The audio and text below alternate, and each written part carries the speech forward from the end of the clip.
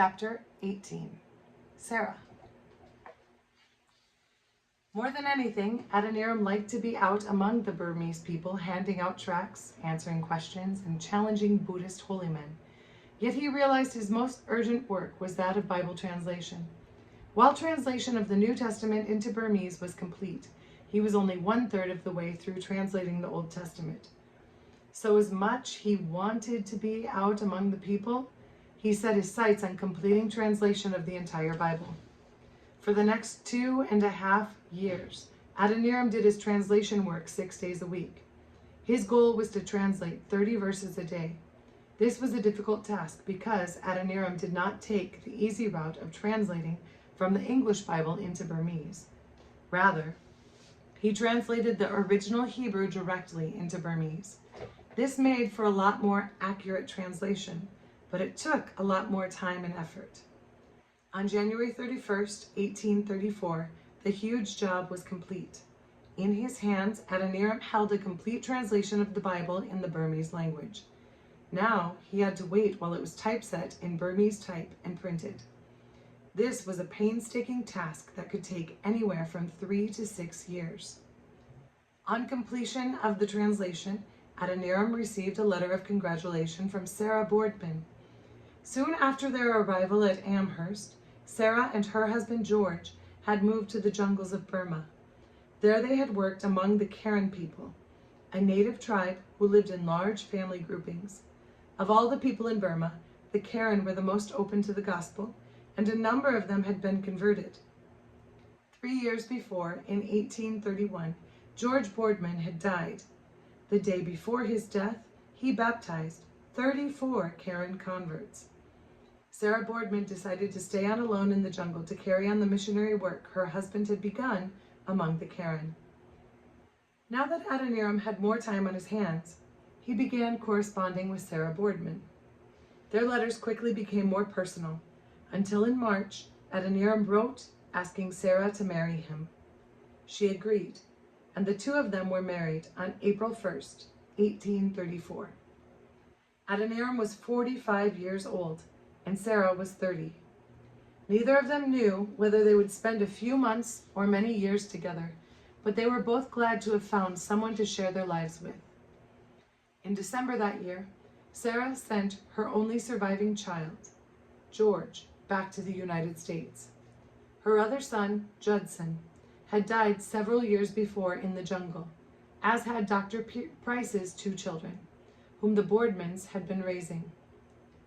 Sarah had been planning to send George home for some time because she thought the healthier climate there was the best chance her son had at reaching adulthood. Both she and Adoniram were sad to see 7-year-old George leave. They didn't know when they would see him again. As it turned out, one of them would see him again, and one would not. Adoniram and Sarah moved into a 3-room house in Mole, Maine. Like Anne, Sarah had a flair for languages. She set about learning Taling, a tribal language spoken in Burma, in the hopes that one day gospel literature could be translated into this language too. Adoniram was also busy. The local church now had 100 members, and during the week, classes were held in everything from prayer to learning English. On October 31st, 1835, another Judson baby was born. Adoniram named her Abigail Ann, after his mother and his first wife. 3 more children followed in quick succession. Adoniram Jr. on April 7th, 1837, Elnathan on July 15th, 1838, and Henry on December 31st, 1839. In October 1840, Adoniram finally had in his hands a bound copy of the Burmese Bible, all 1,200 pages of it. It was now 27 years since he and Anne had stepped off the Georgiana in Rangoon and first heard the Burmese language spoken. Adoniram had struggled to learn the language at first, but the struggle had been worth it. Now the Burmese could read about God and Jesus and salvation in their own language. It was Adoniram's greatest achievement with the Burmese language. In 1840, Sarah was expecting another baby, though this time it ended in sadness. They named the stillborn child Luther. Soon afterwards, Sarah became ill with dysentery, as did all of the children. Since nothing could be done for the disease in Burma, the doctor recommended they take a trip to Serampore, where a slight change in climate might help. The journey to Calcutta was perilous and included the ships being caught on a sandbar. Eventually, though, the family made it to Serampore, alive, and once there, Sarah's health began to improve. The children's health began to improve too, all except 1-year-old Henry. The boy continued to get sicker and weaker until on July 31st, 1841, he died quietly in his sleep. Adoniram and Sarah buried their young son in the mission cemetery at Serampore alongside the graves of William Carey, William Ward, and Joshua Marshman, the 3 men who had so greatly helped and influenced Adoniram and Anne when they had arrived in Calcutta 29 years before, on their way to be missionaries in Burma. With great sadness, the Judson family returned to Burma. In July the following year, another son was born to Adoniram and Sarah. They named him Henry, in honor of the brother he would never know. Adoniram and Sarah had 2 more sons, Charles, born December 18th, 1843, and Edward, born on December 27th, 1844. This meant that Adoniram now had 6 living children, and Sarah 7. However, counting the children who had died, Sarah had actually given birth to 11 children, and those births, along with the harsh conditions of Burma, had taken a toll on her body. She caught every illness that circulated in Moulmein, and long bouts of dysentery often kept her in bed for weeks at a time. By March 1845, both Adoniram's and Sarah's health were in a weakened state. The ongoing bouts of sickness were causing Sarah to fade fast.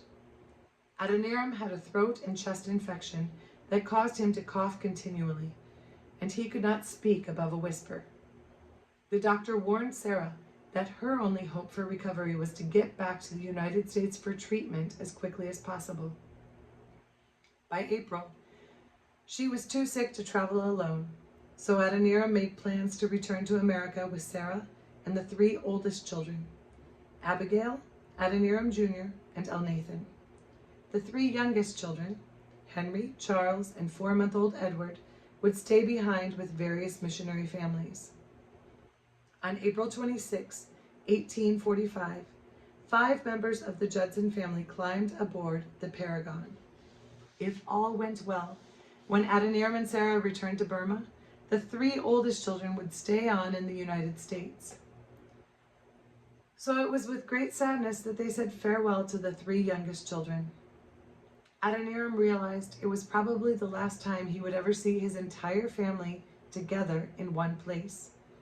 The only bright spot about the impending voyage was the knowledge that Sarah's son George would be waiting for them in Boston. George was now 18 years old, and as sad as she was to leave her 3 littlest children behind, Sarah was excited about seeing her oldest son again. The voyage seemed to work wonders on Adoniram's and the children's health. 3 weeks after setting sail, the children were playing tag on the foredeck and enjoying themselves immensely. Things were not going so well for Sarah, though. Sometimes she appeared to be improving, and then she would get sicker than she had been before. By the time the ship dropped anchor in St. James Bay on the island of St. Helena in the South Atlantic, Adoniram was convinced Sarah was near death. Indeed she was. And in the early hours of September 1st, 1845, Sarah Judson died. A coffin was rowed out to the ship, and Sarah's body placed in it. Adoniram, the 3 oldest Judson children, and many members of the crew escorted the body ashore. A local missionary conducted a funeral service, and Sarah was buried in the church cemetery. That night, Adoniram, his heart breaking, and the children returned to the ship, which immediately set sail for Boston. The end had come so quickly for Sarah that Adoniram and the children could scarcely believe she was really dead and buried, and that they were continuing on without her. A week later, Adoniram wrote in his journal, "For a few days, in the solitude of my cabin, with my poor children crying around me, I could not help abandoning myself to heartbreaking sorrow. But the promise of the gospel came to my aid, and faith stretched her view to the bright world of eternal life." Once again, Adoniram Judson, now 57 years old, was a widower. This time, however, he had been left with the responsibility of 6 children of his own and 1 of Sarah's. He wondered what he would do with the children when he reached Boston. His mother had died several years before, but his sister Abigail was still alive. She was now 54 years old, and Adoniram wondered whether she would be up to caring for his 3 lively children. None of the children spoke much English, since Adoniram and Sarah had always spoken Burmese around the home. Adoniram was even a little worried about carrying on a long conversation in English and fitting in with American ways. After all, it had been 33 years since he had last set foot in his homeland. It seemed to him, too, that almost everyone he had known in New England was now dead. The 3 Samuels, Samuel Knott, Samuel Mills, and Samuel Newell, who in 1810 had signed their names along with his to the petition to the General Assembly of the Congregational Church, requesting that they form a missionary society, were now faded memories. Samuel Mills had died at sea in 1818, while returning to Africa where he had been a missionary. Samuel Newell had died in India, soon after leaving Adoniram and Anne and Luther Rice on the Isle of France. And as far as Adoniram was aware, Samuel Knott had died in India too. It was a Wednesday afternoon in mid-October when Adoniram and his 3 children finally stepped ashore in Boston. Thousands of people lined the dock and spilled out in the street beyond. Many of them carried a copy of Anne Judson's biography, which had been reprinted many times and circulated throughout the United States. Adoniram gulped, and tears welled in his eyes as he looked out at the cheering crowd. He realized that far from being a forgotten figure in history, he, along with the other early American foreign missionaries, had become a hero. It was gratifying to know people thought of him that way, though he did not consider himself a hero. He had simply done what he believed God had called him to do. As Adoniram helped the children ashore in their new homeland, the crowd hushed, waiting for the veteran missionary to address them. Adoniram cleared his throat and opened his mouth to speak, but nothing more than a whisper came out. A pastor standing close by stepped forward and yelled Adoniram's words of greeting, gratitude, and thanks to the crowd. When he was done, the crowd once again cheered wildly. That night, as Adoniram lay alone in bed, his thoughts drifted back to the time he and Anne had stood together on the deck of the caravan and watched the coast of New England fade from view. The newly married couple was barely out of their teens at the time and were filled with enthusiasm to spread the gospel. Now Anne was gone, along with the 3 children she had given birth to, and now Sarah was dead too, along with 3 more of Adoniram's children. Adoniram had paid a higher price than he could ever have imagined, yet the rewards were great. He had left behind him in Burma a complete translation of the Bible in the Burmese language, a strong contingent of missionaries, and hundreds of converts. Now he wondered what lay ahead of him. Would he see his adopted country and his 3 youngest children again? The following few days in Boston were hectic. It seemed that everyone wanted to see the Saint of Burma, as Adoniram had been dubbed by the press. Adoniram was horrified by the title. He knew he had made many mistakes along the way, and he worried that people would think he was perfect. Adoniram attended meetings every day, sometimes going to as many as 3 or 4, After a while, the meetings all seemed to blur together in his mind, though one meeting would forever stand out in his memory. He had just finished speaking when an elderly man rose from the congregation and made his way to the front of the church. Adoniram stared. There was something vaguely familiar about the man. Suddenly, as the man climbed onto the platform, Adoniram realized who he was. It was Samuel Nott. The two men embraced. Many in the congregation wiped away tears as they watched the reunion of these two great Christian men. Later, Samuel Nott explained to Adoniram that reports of his death in India had been premature. He had become gravely ill there and eventually returned to the United States, where he had made a full recovery. Since then, he had served as a congregational pastor in Wareham, Massachusetts. A week after arriving in Boston, Adoniram and the children were glad to board a train for Bradford to visit Anne's mother and sisters, Mary and Abigail. Of course, there was the inevitable round of meetings in Bradford, and soon Adoniram began to feel like a caged zoo animal on display. He longed for some peace and quiet, as did his children. The children were often left with strangers while he was away at speaking engagements, and they were finding it difficult to adjust to life in New England. Adoniram decided the sooner he could get them settled, the better off they would be. After much consideration, he decided to send the boys to live with Dr. and Mrs. Newton, friends of Sarah's. George Boardman, the boys' half-brother, was already staying there, and the Newtons were happy to accept the responsibility of two more children. Adoniram had already decided that Abigail Ann, who was just about to celebrate her 10th birthday, should stay with his sister Abigail in Plymouth. When he arrived in Plymouth to deliver his daughter, Adoniram was surprised by what he found.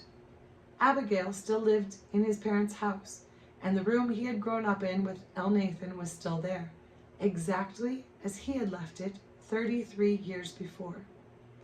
Abigail had refused to let anyone touch a thing. Walking into his boyhood bedroom gave Adoniram the eerie feeling of moving back in time. A letter was waiting for Adoniram in Plymouth. It was from Burma, and it was not good news. Charles, the middle of the three youngest Judson children, had died soon after the rest of the family set sail for the United States. Charles had actually died a month before Sarah, and Adoniram breathed a prayer of thanks that Sarah never knew about it and never had to bear the grief of her son's death as she herself lay ill. By midwinter, Adoniram's thoughts were turning back towards Burma and the two children he had not seen in 9 months. The three older children were now settled into their new homes, and there was little more he could do for them. But before he could set sail again for Burma, there were still more meetings for him to speak at. In one particular case, a Reverend, Mr. Gillette from the 11th Street Baptist Church in Philadelphia, had written several times asking Adoniram to come and speak. Adoniram's voice had still not returned to normal, and he wondered wearily why so many people still wanted to hear him speak. He kept putting off making a decision about going to speak in Philadelphia, but the Reverend Mr. Gillette was a persistent man. When he wrote again and said he would take the train to Plymouth and personally escort Adoniram back to Philadelphia, Adoniram felt it would be impolite to refuse his offer. The train ride from Plymouth to New York went as planned, but the trip from New York to Philadelphia took 2 hours longer than normal because of a derailment ahead. They were 2 hours that would change the course of Adoniram's life.